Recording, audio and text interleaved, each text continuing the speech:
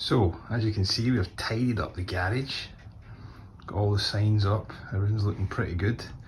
And then you hear a little noise in the corner, and what is it? It's a wee guy causing havoc in your garage. So he's nibbling away the chocolate there. I've caught him. He was getting in this little gap here and coming in the door here, and I got him. And I think I caught his mum earlier on, but we'll go and release him in a nice wee field next to where his mum was released, so he can go and see her. But your chewing days are over, my friend.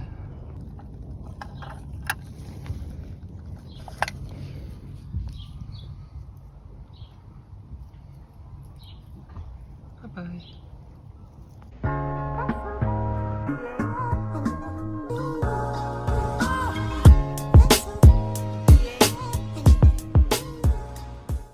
Alright, so today we're going to be upgrading the 3 Series GT iDrive screen. The one I got with the car was only the small 6.5 inch screen with no sat-nav option at all.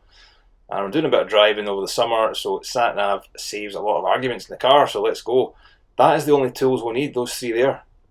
And there's my socket set, just for your viewing pleasure. But I don't really need any of that stuff. It's very simple, a couple of trim tools and a T20 Torx bit, screwdriver, and you're good to go. So, jump in the car and pull off this centre trim console here where the vents are, and it will creak and groan, it will make some funny noises. Just don't pull too hard and you won't snap it. And then when you come to the left hand side as I'm on here, use your trim tool and just pop out a couple of clips underneath. In mine, this is the red bit of trim, and that will just pull right out. So just a couple of connectors at the back of this, one for the hazard switch, one for the door locks, and they just pull right out, or so everyone says. You have to push them in first, then pull them out. There's just two there. Just be careful then you don't snap the clips or anything like that, no problem. Put that somewhere safe, grab your T20 Torx bit screwdriver and unscrew the two screws that you can see on the climate control unit there. And just stick them somewhere safe so you don't lose them, and then pop this bottom panel off to access the other screws. And I'm using the trim tool that's too big and chunky. Grab the smaller one and watch this. 1, 2, 3, go. There you go, pop right off. And that little connector there just pops out. I think that's for the climate control unit sensor. Could be wrong. Anyway, just pop that out, put that to the side, and you can access the other two T20 Torx bit screws below the climate control unit. Get them all off. If you're in like me, you have a little pot or something to put them in, because I always lose screws from doing these type of things. This unit, by the way, is extremely easy to fit in comparison to ones that I've done in other cars when you've had to maybe botch some wiring yourself or use some butt connectors or solder wires together. There's none of that with this. This is truly a plug and play system from Iron Mods, so there's no wiring difficulties whatsoever. And you'll see that shortly when I just show you the connector that you need to plug in. This is actually really easy. Right, so there we go. All screws off. Slide that out. And then behind it is the actual stereo unit, the silver thing there. So there's a connector on that unit there, but you can just set it off to the side. You can try and wiggle it out, and it is extremely stiff, but you don't really need to. You can just leave that unit sitting with a cloth underneath it or something. That's me deciding whether to take the clip out or not, and I think, nah, just forget it, just leave it there. Plenty of room to access the silver thing. So you get another bunch of T20 Torx bit screws. I think there's only 2 or 3 or 4 on this, can't remember. Get them off and remove that, and the connector that you need to access is behind this silver unit. Alright, so once you've got this one loosened off, it's better to pull this out first and take out the connector at the back, which is a big square chunky connector. And all you do with that is take the one out the back of the silver unit, which I'll show you in a second, plug in one end of the cable that comes from Iron Mods, and then plug the other end back into the unit, and that's it. And on my unit, you'll see in a second, I don't have the fibre optic cables because I don't think it came with it because I didn't have sat-nav. You'll see little 4 holes in a wee second here. See that big chunky cable that I've just pulled out? I'm looking for the fibre optic cables in it, but there isn't any. So normally they'd be, see those 4 holes? Mine was just blank. So all you do is plug that in to that, and then plug the other end into the unit. That's it.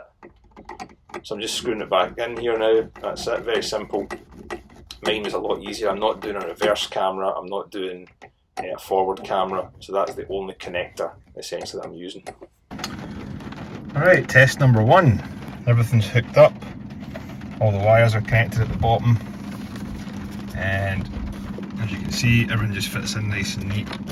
And thankfully on this car I didn't have to hook up anything to the auxiliary circuit for music to play, because it is playing music. I'm not going to do it because I'll get YouTube, whatever it is, done in for playing commercial music or whatever the rule is.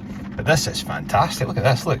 And it works from your little dial here as well, so I can control the news screen with whatever I want here. So I can go to nav. I've not even tried this yet. I've not even hooked my phone up yet. And this supposedly works off of a SIM card if you've got one, which I don't.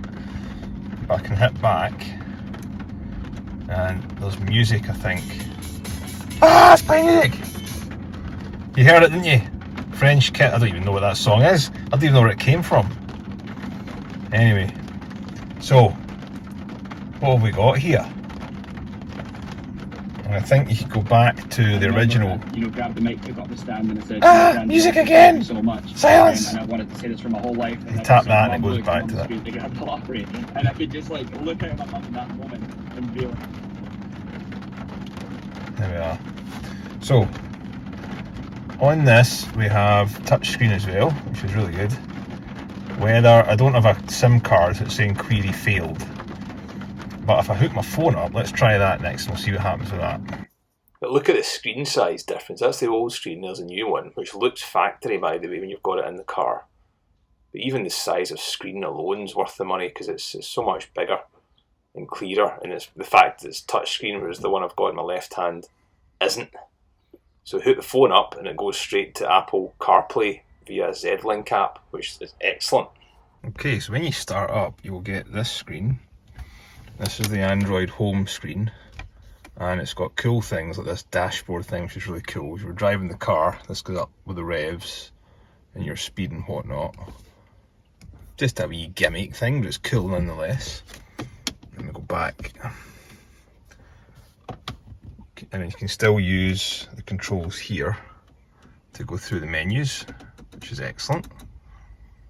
And I'm connected through CarPlay just now, so to get Apple CarPlay you hit the apps, and on this it's called Z-Link 5.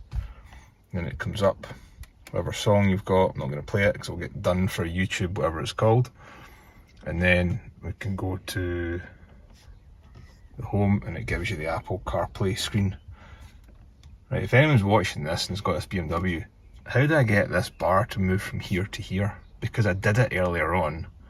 It was on the left and I moved it to the right, but I didn't mean to. I just want it here, I don't know why. But it seems to be a driver position setting that I can't find anymore. So if anyone's got one of these, or if Bayern mods are watching, ping me an email, ping me a message, tell me how to get this back over here, because when we're driving, my wife will probably press all these buttons, so I don't want her reaching over here. But anyway, just a wee side thing. So this is really cool. So you can use Google Maps and stuff. You can use your Apple Music, Apple Radio. It's got all your songs in the library. It's got WhatsApp if you want it. It's also got Apple Maps, which is pretty cool as well. And it's got your phone and your text messages come through as well, which is excellent. And if you press down here, it comes up with a home button and you can go back to home. You can use navigation here if you've got a SIM card, or you can use get weather apps and stuff if you've got a SIM card connected, or you're connected through your phone hotspot. I'm not at the moment, but this is really cool. And again, telephone works just with the same way as it would on factories. This is absolutely excellent. Really responsive touchscreen, starts up in a few seconds. I always default it to go straight to the Apple mode, which is cool. About an hour to install, start to finish, clean everything up, make sure everything's tidy, and it fits. Look at the fitment on it. Pretty much factory. Absolutely excellent, no gaps at the back or anything like that. I can show you. Buy our mods, get one of these if you've got an older style screen, you won't regret it.